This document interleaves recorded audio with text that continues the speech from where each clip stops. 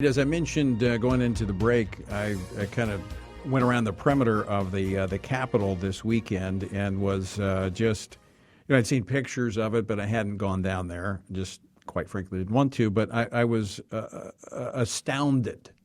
That's probably an understatement. I mean, I've been in the Middle East where there are real terrorist attacks. People with guns actually attack government buildings, and they've got a lot of security, military presence, but nothing compared to what we've got in downtown D.C.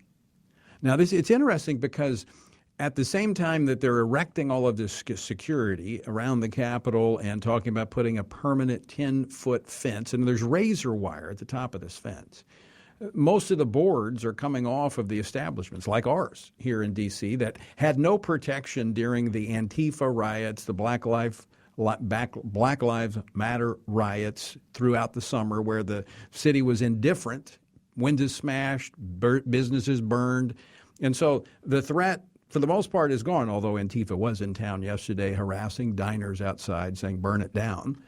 But the threat is pretty much over. Not on Capitol Hill, as they erect this, I think it's like a stage for this political theater that they're putting on.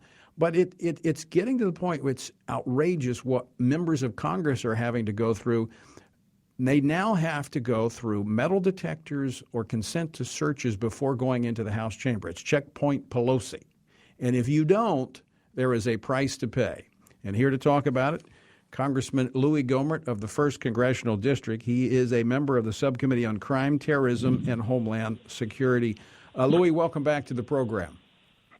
Thanks. Always good to be with you, Tony. Thank you.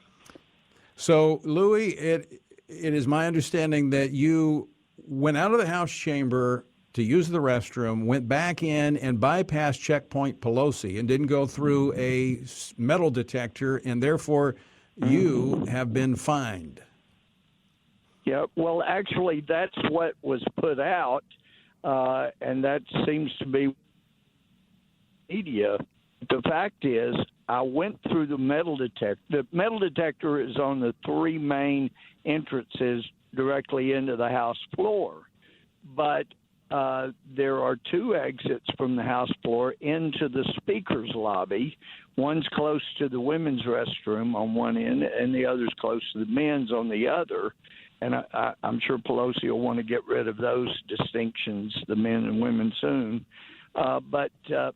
Anyway, so I'd gone through the metal detectors. There's no metal detectors there to go out the restroom on either side because they're just right there by the floor. And the officers watch you go in. They watch you come out directly. And as I told them, I'm sure you guys have checked the restroom for guns. There's no tanks on the toilet like The Godfather where you could hide a gun. There's no place. But anyway, for weeks those metal detectors have been there, and once she said it's mandatory, I don't think she can constitutionally do that. But just to avoid the harassment and the hassle, I've been going through the metal detector, taking the stuff out of my pocket, sitting it down, and then go through. And sometimes they've had the metal detector so sensitive. They were only looking for guns, but they've had it so sensitive that even the metal in a plastic pen will set it off. And in fact, there have been members that have been testing just to see how sensitive it is.